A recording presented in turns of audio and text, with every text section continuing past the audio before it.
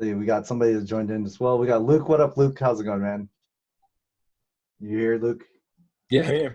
Yeah, I'm here. What's Yeah. up? What up, man? How's it going? Welcome, Good. welcome. Yeah, thanks again for everybody tuning in here on Facebook Live as well as Zoom for our weekly growth tactical talk. Today, we're talking about social intelligence and identifying your super fans as well as micro influencers. I have Swish. Swish coming in all the way here from what, you're in Toronto right now still, or Toronto, Canada, yep. Toronto, Canada too. So he's coming from the six.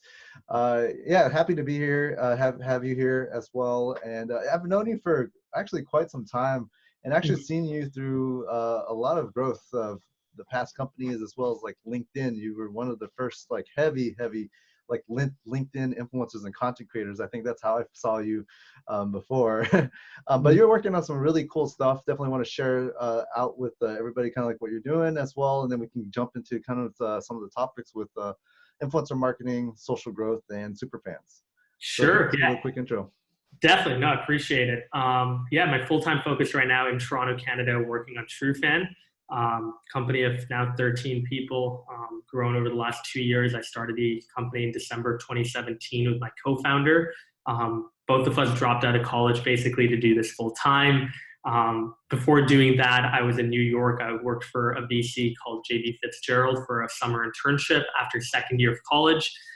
Fell in love with the city of New York, became roommates with a guy named Elliot, who runs a big account called Dunk on Instagram.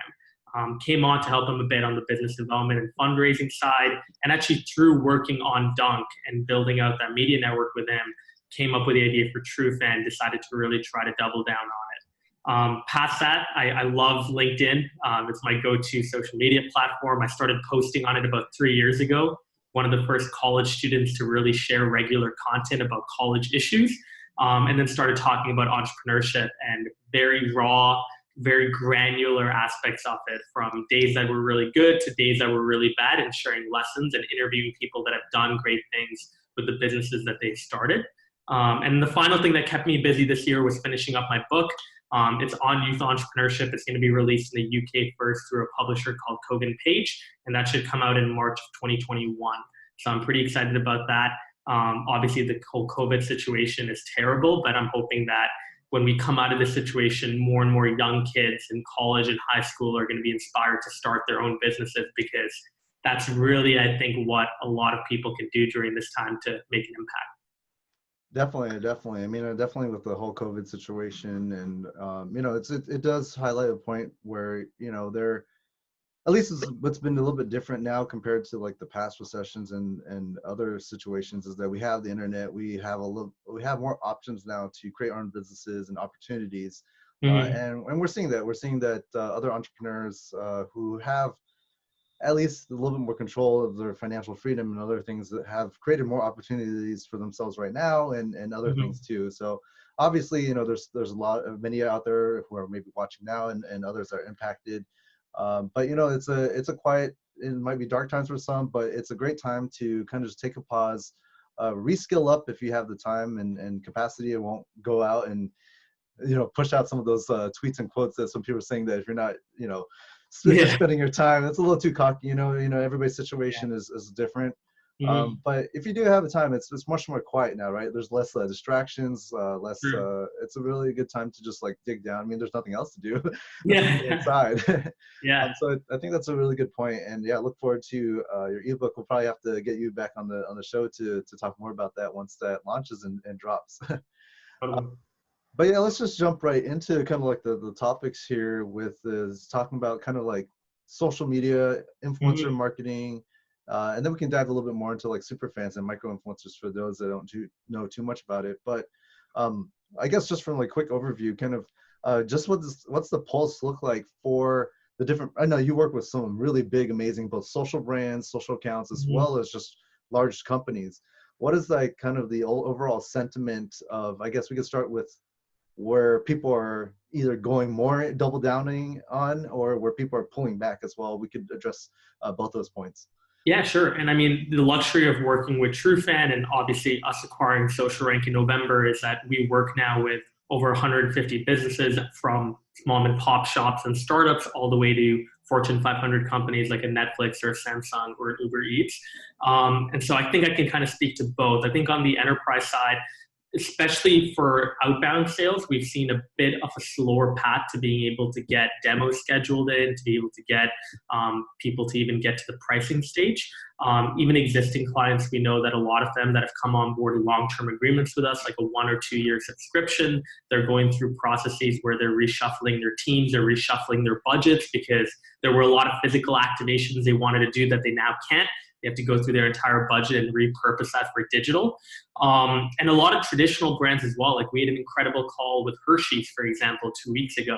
Hershey's is a very traditional offline brand that's now trying to adopt an online strategy. So I actually do think that there's a massive opportunity for marketeers to help traditionally offline companies get online. There's just a massive opportunity if you know how to do it properly on Instagram or on Facebook or setting up Shopify and being able to optimize that properly. There's a lot of money to be able to work with traditional brands on that. On the smaller end, I do think that a lot of small businesses right now, they're going through obviously a very tough time, but a lot of them are waking up and realizing that their online presence is going to be equally as important now than ever before. They need to be able to connect with their target customers. They need to be able to connect with their engaged customers that were posting about them. And they need to be able to make sure that they can do something to reward them or to be able to get them to check out an online shop or an online activation they're doing. So I think what's really cool is a lot of businesses now have been repurposing what they're doing. Not every business is now creating massive ventilators, but like that's not what I mean. But Yeah. I mean that businesses are now trying to look at, all right, cool, like, you know, previously we were hosting dance classes in the studio. Now can we just do it virtually? Can we go and find all the people that attended those dance classes physically, though, on social media and invite them out to a virtual session and maybe give them a 50% off discount if they've already attended a class at our physical location? Stuff like that, I think, can go a really long way.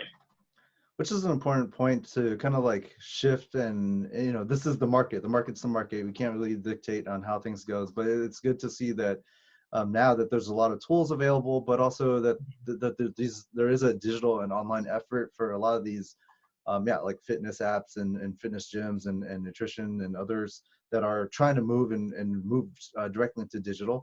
It's been, and then now it's easier more than ever, and I think it's an opportune time for those businesses and SMBs to even move down in that directions. Same thing with like restaurants. There's some restaurants still that are pretty okay because they actually heavily invested in getting onto all the delivery platforms. So you know, it's been cool to see kind of like the shifts with the different companies that's out there, and it does present a new opportunity on that front to kind of reshift budgets and content calendars and adjust for that as well. And if you haven't moved on to digital, now it's the time. I mean, there's no other choice. You're gonna have to sit out, right? Exactly. Sit out or die. Exactly. So some can see that this as like the big catalyst to the full online movement for both like conferencing, events, telehealth, etc. So that, you know, if you're playing the long-term game scope, which I think you kind of shared, is you know, potentially coming out of COVID, you'll be able to come out on top and thrive as well. Yeah. I mean, look, the world is always different after major events like this, right? I mean, I know one of my mentors, Michael Hyatt, was mentioning that after the 2001 recession, there were so many changes that happened. I mean, the 2001 attacks, there were so many changes that happened, right? I mean, before 9/11, you could go to any skyscraper in Manhattan, you could go to the concierge and just be let up. You know, airports weren't as bad in terms of trying to go through and scan you, and there's no TSA pre-check, and there was no added security measures or anything like that. Even metal detectors at certain airports weren't, right? So after that happened, there was a change. After the 2008 recession, there's a change. There's going to be a change this time, and I think the biggest change that companies are going to see is A, going more digital, and B, understanding remote work a lot more. Like, I think a lot of positions now, about 40, 50% of positions in bigger companies, people are going to realize that we don't need these people to come into the office. They can work remotely. We have a processes built out to be able to support that. But again, there's another element of where you can make money there, which is a lot of companies, you know, I think about 30 to 40% of companies just can't have their employees work remotely in the United States of America. For the reason that they just don't have the proper tools around them to do so. So again, another opportunity for people to potentially use this to grow their business if you're in that space of helping companies go online, or if you're helping them set up remote work. Digitally, yeah, that makes Yeah. sense. For I'd say like I know that you guys have a lot of data coming in and taking a look at all the different campaigns that are going out there as well. I guess from the social standpoint, I think you also mentioned this earlier, is if you could kind of build that social following, you have your own, you are your own media channel as well, and that will then further emphasize that community is probably even just as important now more than ever. Like if you're especially your brand and personal brand, or even a business brand, has a community rallying of it, that could actually help support and be free marketing for your business as well, right? Totally, 100%. And more importantly, I think one thing we noticed with TrueFan and what we directly help brands with is ideally increasing retention among your customers through social engagement. The one big problem that we saw brands of all sizes going through is they'd spend a lot of money to acquire a customer. Once they acquire them, though, they'd spend even more money to reacquire them the second, the third, the fourth time, through advertising, through building out a separate product line. So the best thing you can do is to build up an organic following of some kind that you can go and reactivate. Think about it as a modern email list where you don't have to reacquire that customer again and again and again. You bring them as a part of your social community. You keep them updated and engaged to everything that might be going on in that world. That's what I think brands need to do now more than ever, right? Is they need to be able to figure out in this virtual space, how do I go about acquiring customers in a cheap way? And thank God CPMs have fell, so that might be an opportunity for you. But then B, how do I actually retain those customers and make sure that I don't have to spend more and more money to reacquire them the second, third, fourth time?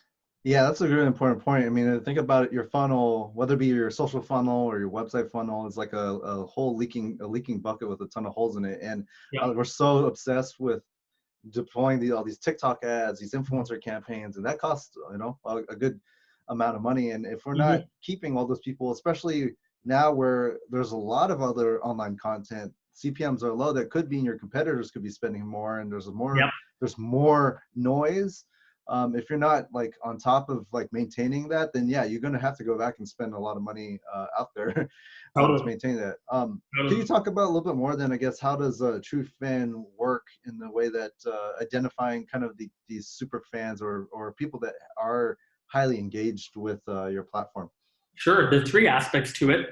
So obviously when we acquired SocialRank in November, we were able to kind of merge our platforms together and add a lot of really cool enhancements to what SocialRank had built.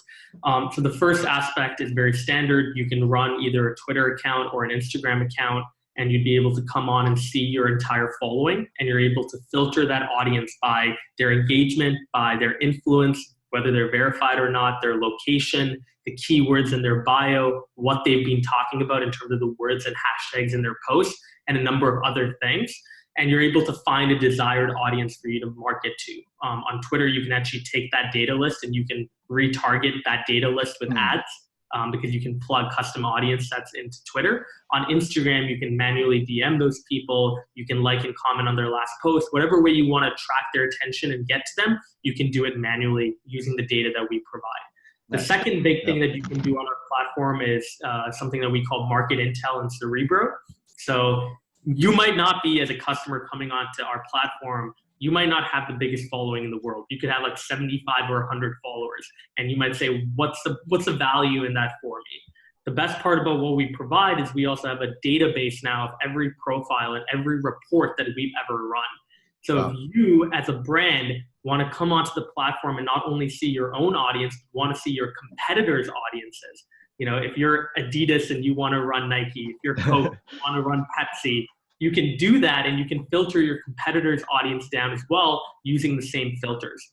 And if you don't have an idea of which profile you want to go after, you can go on to Cerebro, which is a feature that we built out with has, I think, now over 2 billion profiles across Instagram and Twitter, and you can filter your way down to thousands of people in a matter of seconds.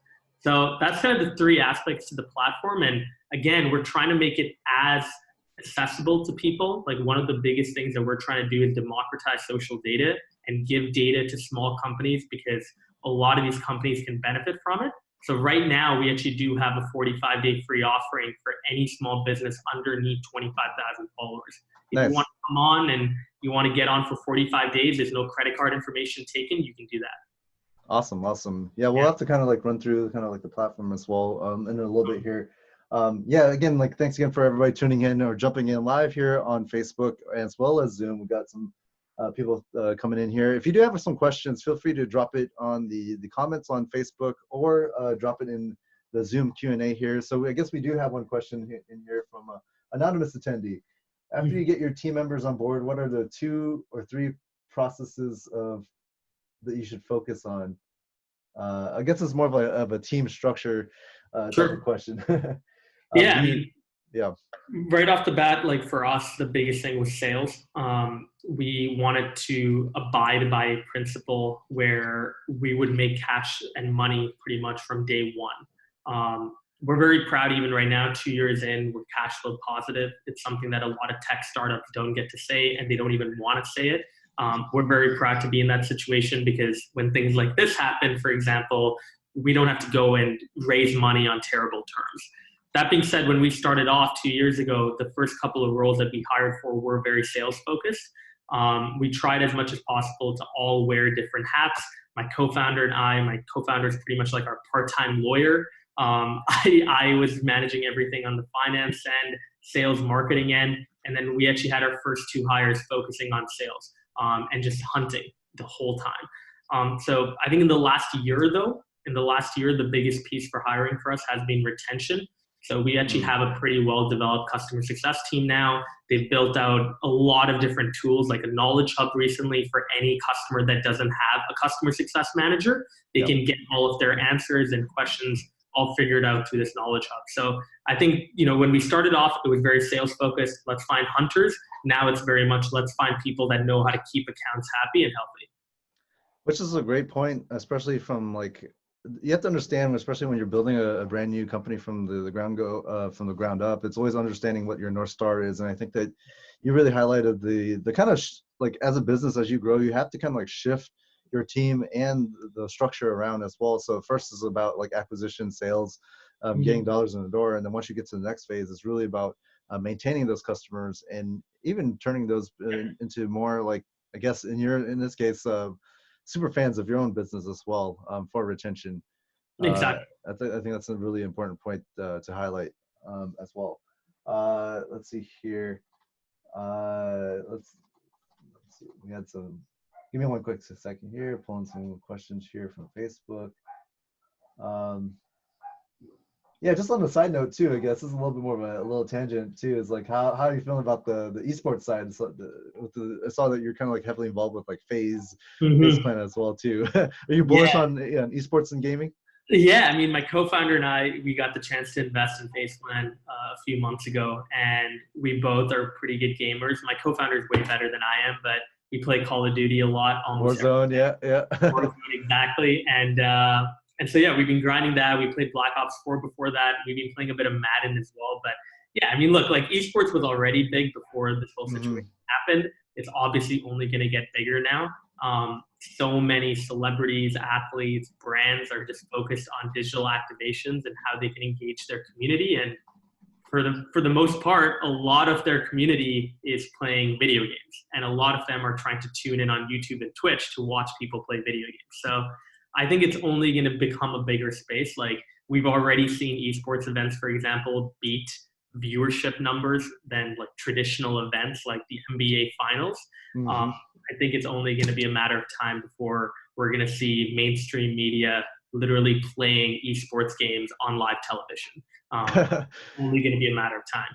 Yeah, which I think it's slowly getting there, and I think it's going to continue to shift as the market demands for it. And then also too, who knows if COVID lasts till 2022, which I hope not, but who knows? I think that gaming and esports is going to continue to just take everything by storm. And then once 5G really kicks in, we're just going to see a huge shift of streaming content, democratized gaming, cloud gaming, and all that good stuff as well. So definitely bullish on that. Let's see here. Yeah, I guess while people are kind of just tuning in and we'll get more questions. We see Daniel too, Daniel and Rob, Luke here. If you guys have any questions, feel free to just like raise your hand in the Zoom call or drop it into the Q&A. I'll definitely get that answered.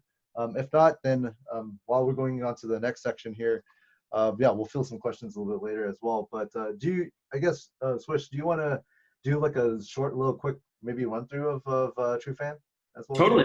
Yeah, 100%. I'll just I'll share my screen right now. Go ahead, share screen. Perfect. Yeah, so this is basically the social rank platform. When you come on, you'll be able to go and toggle between Instagram and Twitter. You'll be able to get your own account run. So if you do come on board the 45-day free offering, you'll actually be able to tell us one Instagram or Twitter handle that you would like pre-run. Our team will run it. We'll send you the login details, and you'll be able to come on to a page like this. This is my own Instagram account. You're able to see your followers. You're able to go through and you can see also your following if you want to segment that audience. The preliminary filters we offer are most valuable, most followed. So if you literally just want to rank all of your followers by how many followers they have, these are the most, these are the least, you can do that. You can also sort them out by A to Z chronologically, so I can find who my oldest follower was first. I actually don't want to click this button because I think it potentially could be my mom. But at the same time, you can also then filter by engagement. So these are the preliminary filters, and then these are the sub-filters where really the magic happens, I think. You can go through and you can type in like, I want to find all the people that follow me that have dancer in their bio. You can also filter extensively by location, by the words and hashtags and emojis that people put out in posts. And I'm also going to say I only want to find people that are verified with the bio keyword dancer. I can apply that filter, and in a matter of seconds, I'm able to get, all right, this one person, Trita, who has dancer in her bio. If I wanted to go back and maybe I wanted to turn verification off, so I just wanted to find the unverified profiles, I could also do that, find the 53 people that have dancer. This is a person in Toronto, for example, 10.1 thousand followers, and could be someone cool for a campaign if I wanted to find people and put them together. After filters, you're also able to go through and you're able to dynamically see a summary of your account. So you can go through and see, here's my total following, here are all the verified followers that follow me, my total reach, my percentage of fake accounts to real accounts, my follower distribution, gender, profanity, private accounts, my top follower locations. So obviously most of our customers in the US, so we call it states, but it could also be provinces like in Canada. So Ontario, for example, where I reside, most followers come from there, which kind of makes sense. Popular time to post, languages, and then some really cool content analysis work that we've done here. So that's a summary. Again, it's dynamic. So when I add a filter, like if I added dancer for finding people that had the word dancer in their bio, the summary page will dynamically change to that. And it'll only show people now that have, the keyword dancer in their bio, 54 people, and it'll give me the breakdown again of who those people are. So that's another thing you can do. And then going to, I think, the final two things, you can go through and in the search bar, you can pretty much search up any profile. We have about 10 million reports that we've run. So if you were like, hey, I want to find out LeBron James's fans, I want to take a look at LeBron James, you can click that. You'll get put onto LeBron James's account, and you can go through and filter from his 52 million followers. I can again go through and I can find all the people that have the word, what did I do? I can find all the people that have the word dancer in their bio that follow LeBron James, and boom, 38,000 people. So there was only 54 people that followed me that had the word dancer in their bio. But again, I can search for other reports that have been run on our platform. There's about 10 million of them. And I'm able to go through and maybe use my search in their profiles as well. The final thing you can do is you can access this button called Instagram Intel. By the way, all of these features are the same for Twitter. They're very mirrored. But imagine now that, all right, I've run dancer as a keyword in bio on my profile, on LeBron James's profile. Now I want to start off with over 1 billion profiles. And I'm going to use that same filter pretty much to take a look at the world of Instagram. These are, by the way, people that probably don't follow me. but these are the words of people that have the keyword dancer in their bio. And in a matter of seconds, you go from 1 billion profiles to 797,000, which is really cool. Like, I don't think you can actually do this on any other platform, is being able to go from that many profiles to a very granular list of audiences in such a short period of time. So you're able to go through and find the people that you want to be able to ping. That's huge, and this also works on Twitter as well too. So on Twitter, yeah. So the cool difference, I guess, on Twitter is if you go on my account, for example, there is a lot more actionability on Twitter just because the API access we've been given from Twitter is a lot more open. So for Twitter, you're actually able to message these people on our platform. So if they follow me, I can go through and send them a DM.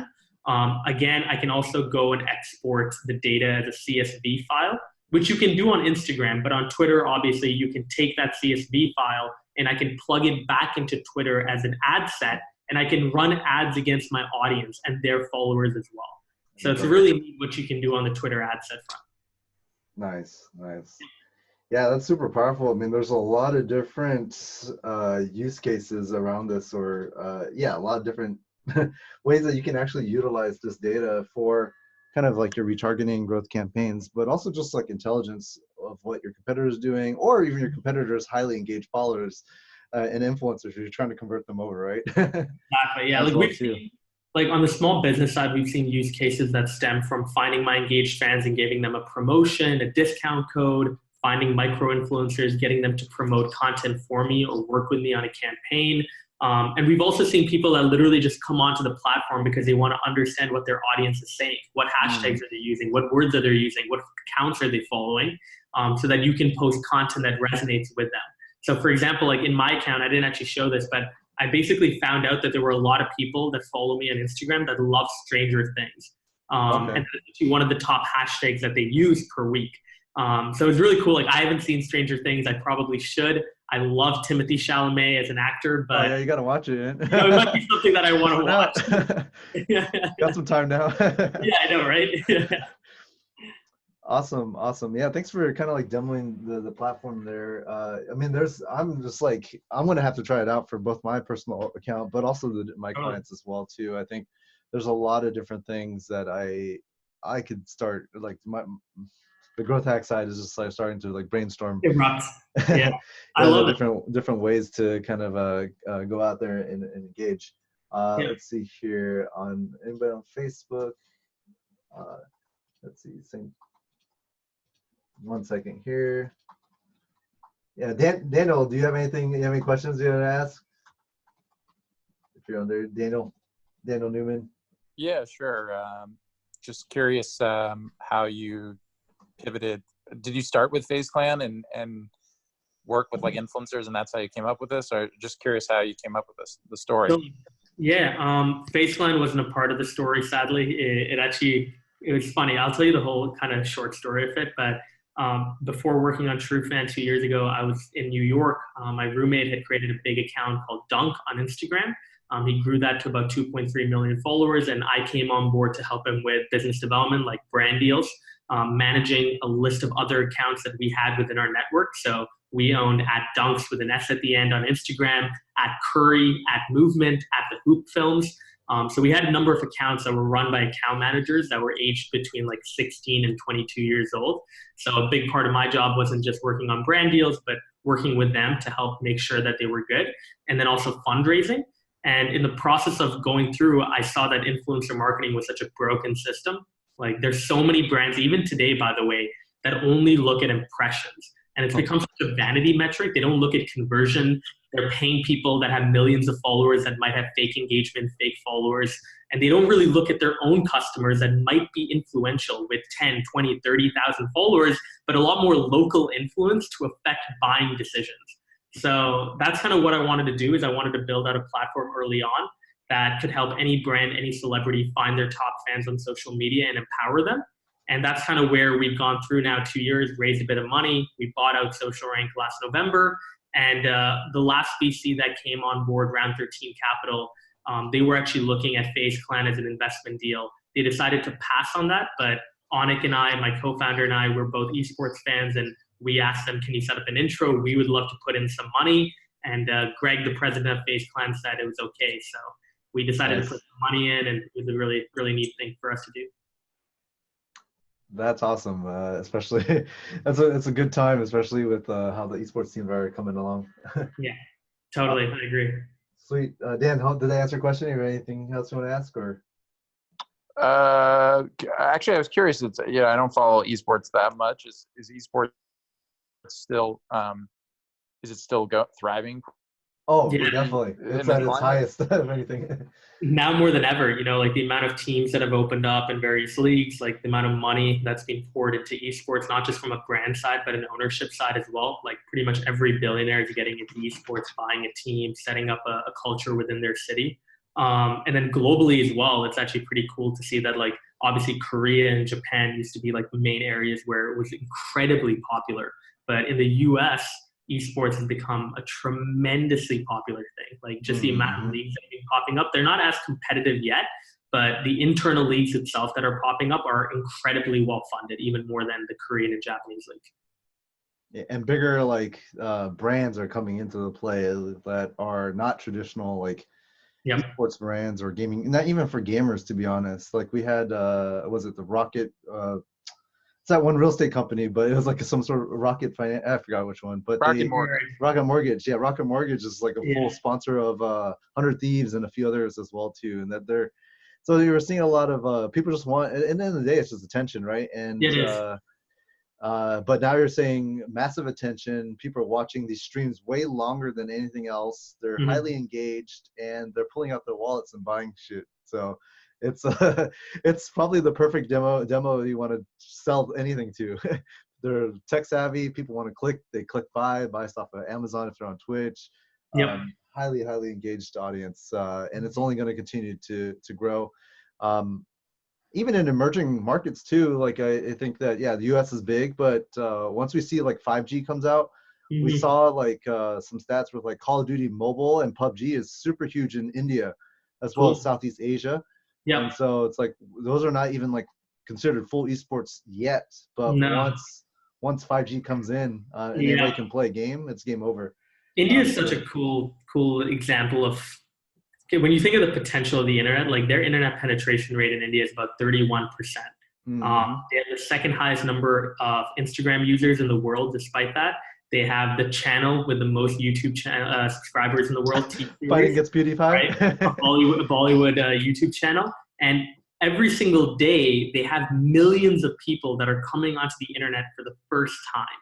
And so like it's just really cool when you think about it in that way. Like what resonated with us 5-6 years ago when we were coming onto the internet, like the new Instagram that it is right now, when we were coming on and looking at it, what content resonated with us and what potentially could resonate with an audience out there.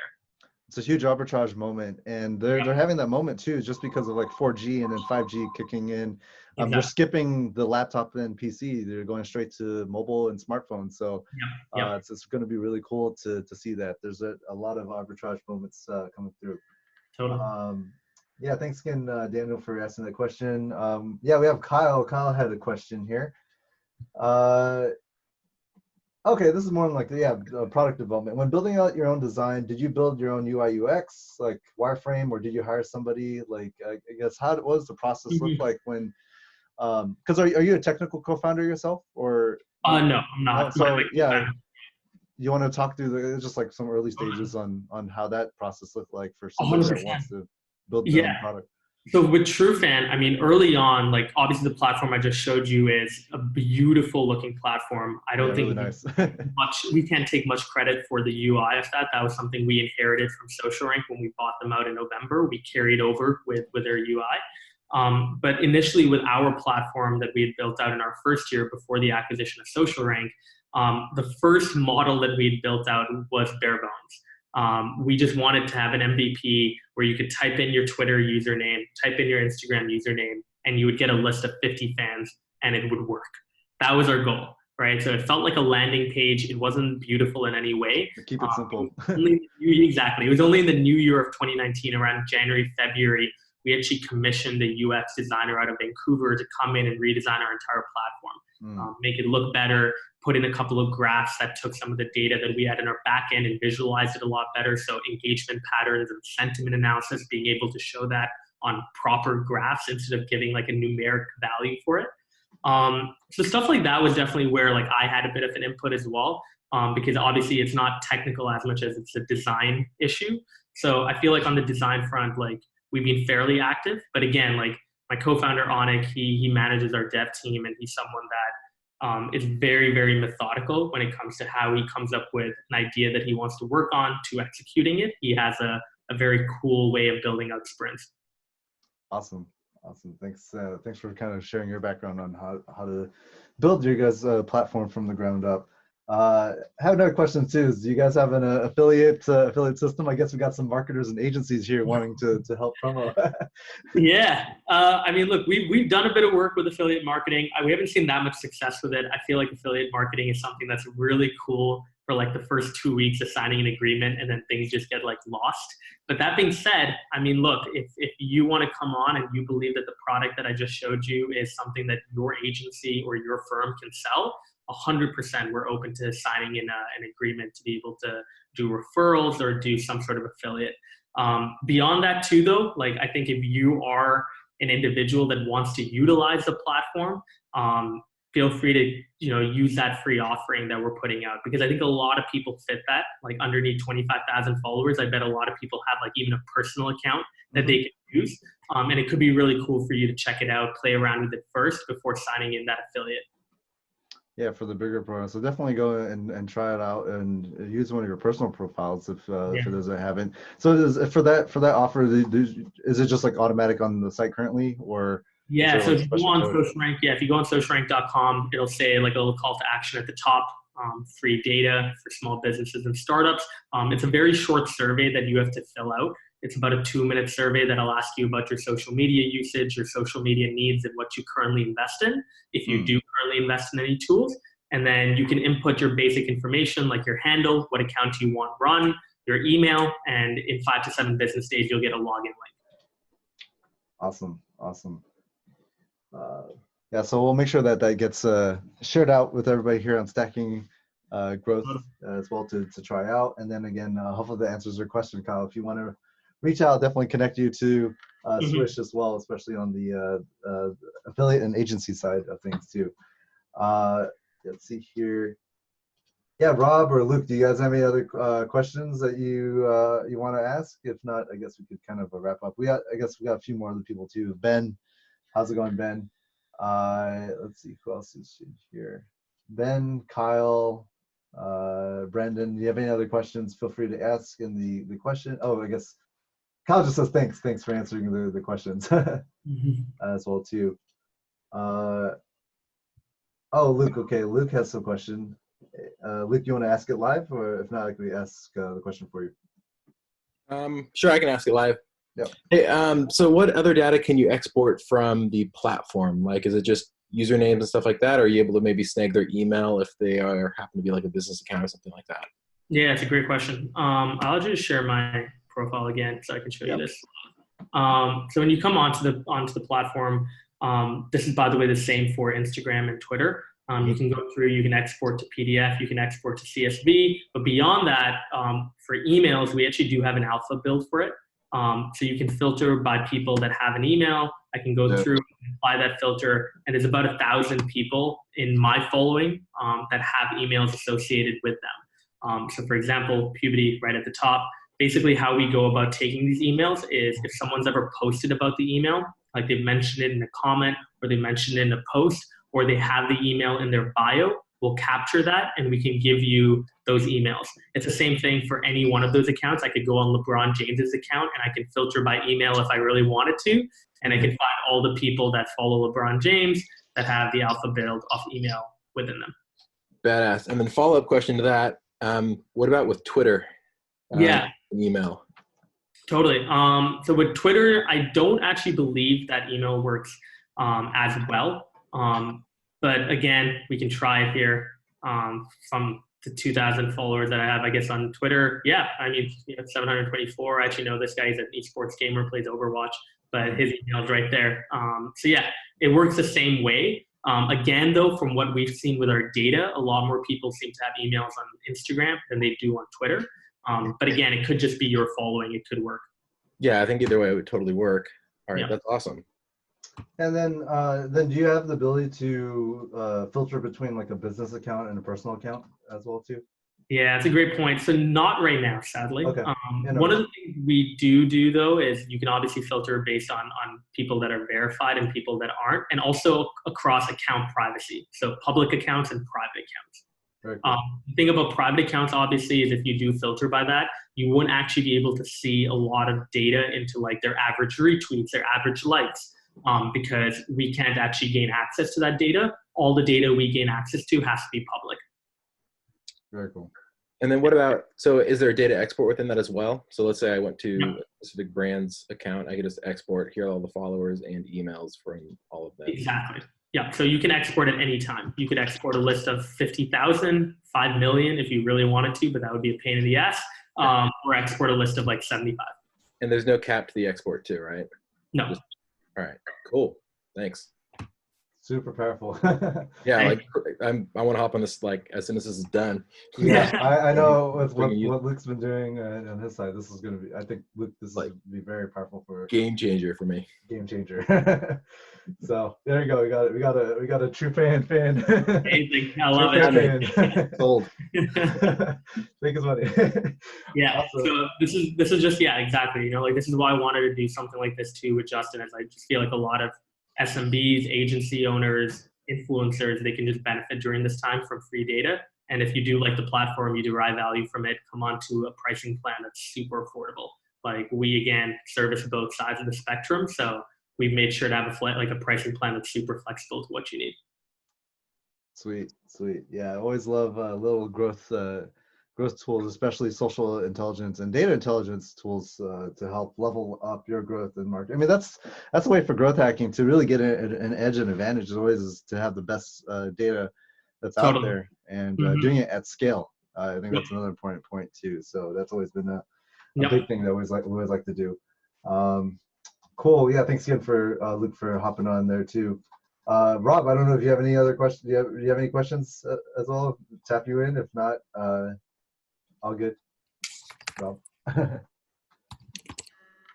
No, I guess he's just chilling so far.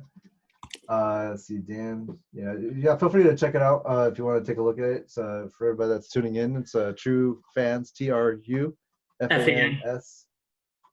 FAN, sorry, .io. .io. And we'll make sure that they'll get posted on Facebook as well as the Stacking Growth group as well. Perfect. Okay, cool. Well, yeah, I guess we can kind of wrap up here. Thanks again for spending your time, sharing kind of your platform as well as your knowledge of kind of like what's going on in the social and influencer marketing space. Currently, I guess you want to have any last little thing you want to share before we wrap things up? No, just stay home, please, everyone. Make sure as much as possible to stay at home because, you know, we're all trying to get through this together, I know, but try to reach out if you do need anything around social intelligence. We're happy to help. And yeah, just stay safe and healthy, please. Awesome. Well, thanks again, Swish, for tuning in. We'll definitely catch up with you with your book launch and other further updates with the platform as well. And thanks again. Stay safe. Thank you. Appreciate you having me.